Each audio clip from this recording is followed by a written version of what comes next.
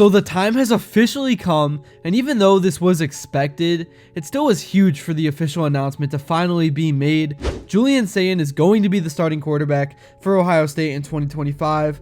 Obviously, he had been in a position battle with Lincoln Keinholz over the last few months, and Ryan Day made it clear he wanted them to compete and battle it out in the summer before an official decision was made. But man, if you're a Buckeyes fan, this announcement should have you super pumped, because if you've seen this guy on tape, he really has all the tools to lead Ohio State to another playoff appearance, and he has experience since he sat behind Will Howard last year.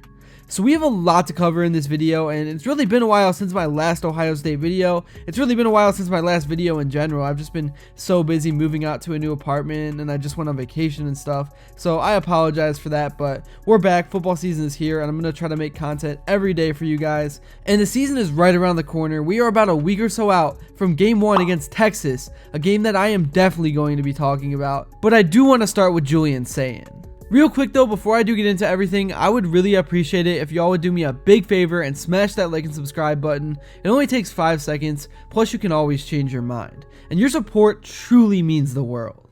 Alright, so Julian Sayin, I think it was really telling that Ryan Day wanted to create a competitive environment despite everyone really having an inkling that he was going to be the starter. Like I've said, the dude has the frame and all the intangibles to be a future NFL cornerback, and I think Lincoln Keinholz is kind of more of like a game manager, and I'm not trying to take a shot at him in any way by saying that. Obviously he's talented. You don't become a Buckeye, you don't become an Ohio State quarterback unless you're elite, but Sayin just has the it factor, and the way some of the throws he makes leaves his hands, it's just non-teachable, and very few guys can do it. And I really think one of the main reasons why Ryan Day wants Julian Sayin out there is because he is a guy who is going to be able to find Jerimiah Smith the best, and he's the guy that is going to throw the best deep ball to allow him to make those jaw-dropping plays.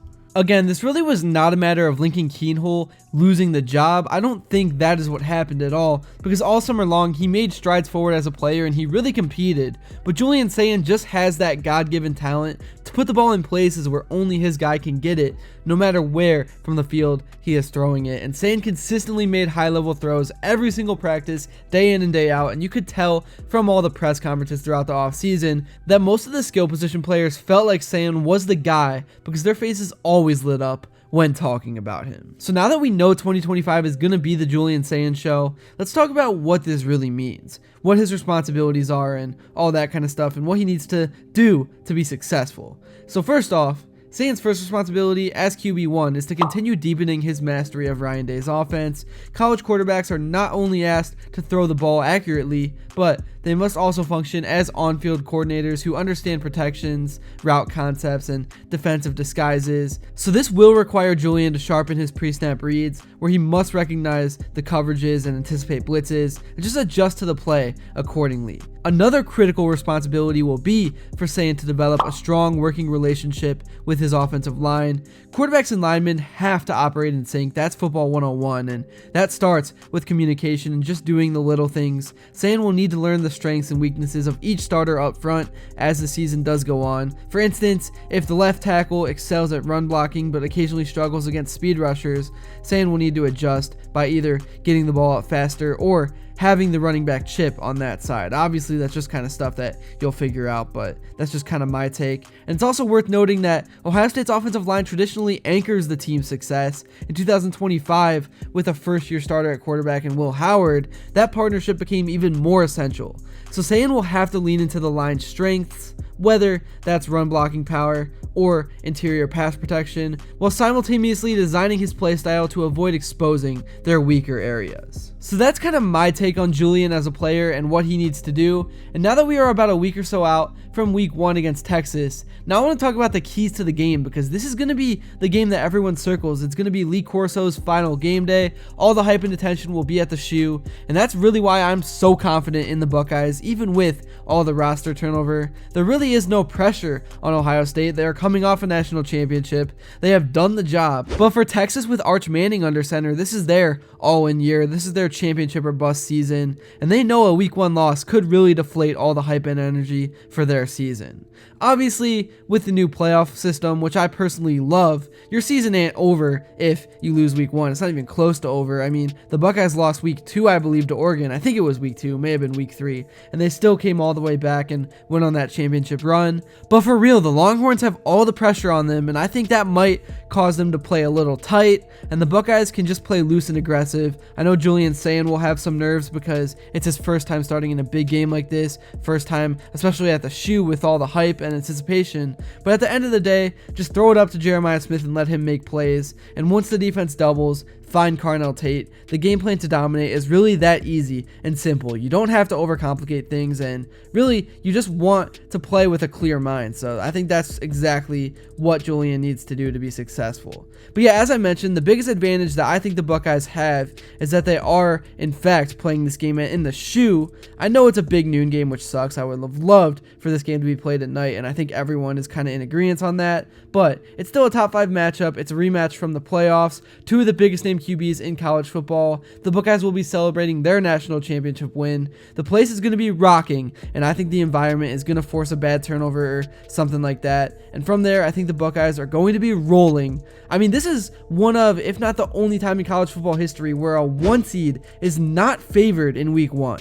But here we are, and I just can't wait for this game. I'm counting down the days. The second advantage the Buckeyes have is that there is only going to be one Jerimiah Smith on the field, and he plays for the Buckeyes. I think Smith is going to run all over the Longhorns this time around because I know he remembers the last game in the back of his head, and I know he's going to be looking for vengeance. Obviously, the Buckeyes won, so it's not like he really needs revenge, but he had one of his most non-productive games in terms of stats, mainly because they were keeping 2 guys on him at all costs, and I don't blame them. So in a way, he did open things up for the other guys. It's not like he really played terrible, but again, this time around, I expect an explosion from Smith. He is going to play like his hair is on fire. He already basically was the MVP of the playoffs last year, so the pressure is off for him. He's going to be a top 5 pick to play on Sundays no matter what he does from now on, unless like a serious injury happens. So he can just go out there and run deep routes and have fun and try different things, and he's going to be tough to keep track of, especially when you look at all the talent Ohio State has outside of him. And that's really the biggest thing for Ohio State. Even with them winning a national championship and them losing a lot of their players because of it,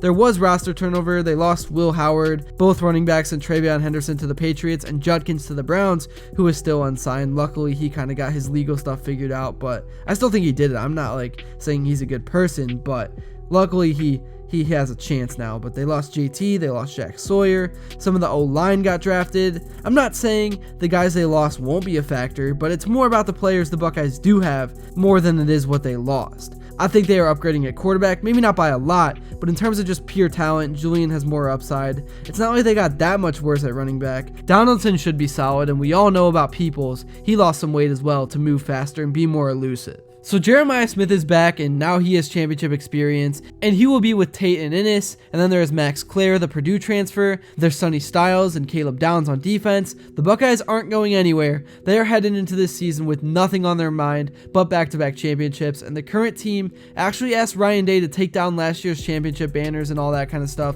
because they don't want to remember last season. They only want to focus on this one and what's ahead, and it being a brand new year. So yeah, I see the Buckeyes doing some big things over the next few weeks and throughout the course of this upcoming season. Let me know in the comments below what you think about Julian Sayin being named the starting quarterback, and if you think that it was the right decision, and also how you are feeling about the upcoming Texas game. Do you think Ohio State will dominate, or do you think it will be close and back and forth? Please let me know, and I'm really looking forward to seeing your responses. I'll try to respond to as many as I can. But yeah, that's really all I got for this one. If you made it to this point, thank you all so much, and please be sure to drop a like and subscribe if you haven't, because your support truly means the world. And also let me know what you would like to see next, and until then, I will see you all later.